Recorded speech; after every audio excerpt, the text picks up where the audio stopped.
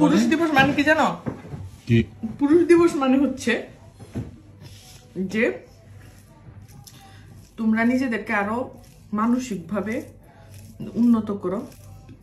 এটা মানে হচ্ছে এটা তোমরা ঘরের কাজে বউ মা বোনদের হেল্প করো, হেল্প করা শিখো, হেল্প করা বেসিক কাজগুলো শিখো, নিজের বাচ্চাদেরও শিখাও।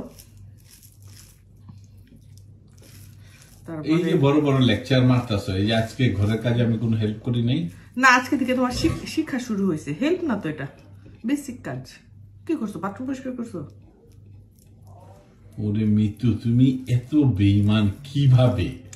আমি বেঈমান না। পুরুষ দিবসটা এই জন্য অনেক পুরুষ নারীদের দ্বারা নির্যাতনের শিকার হয়। এখন নির্যাতন অনেক রকম আছে, শুধুমাত্র শারীরিক নির্যাতন না, মৌখিক নির্যাতন যে নারীরা করে পুরুষের মুখের কথার নির্যাতন, এইটাতে পৃথিবীর 100% পুরুষ এই নির্যাতনে নির্যাতিত। তাই ওইটার প্রতিবাদে এই বিশ্ব পুরুষ দিবস ওইটাকে স্মরণ করে, যাতে মেয়েরা যাতে পুরুষ নির্যাতন একটু কম করে।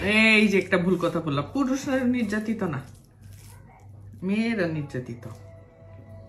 পুরুষরাই নির্যাতিত হবে না, তাদের স্বভাব ঠিক করলে তুমি তোমাদের স্বভাব ঠিক করো, নির্যাতিত হওয়ার কোনো কারণ নাই, সম্মানিত হবা। তাহলে সেম যুক্তিটা তো ওইসব পুরুষরাও দিতে পারে যে তুমি তোমার স্বভাব ঠিক করো, তাহলে আর গুতা খাইতা না, কিল খাইতা না। আমাদের স্বভাব ঠিক আছে, আমরা মানুষ, তোমরা মানুষ হও আগে।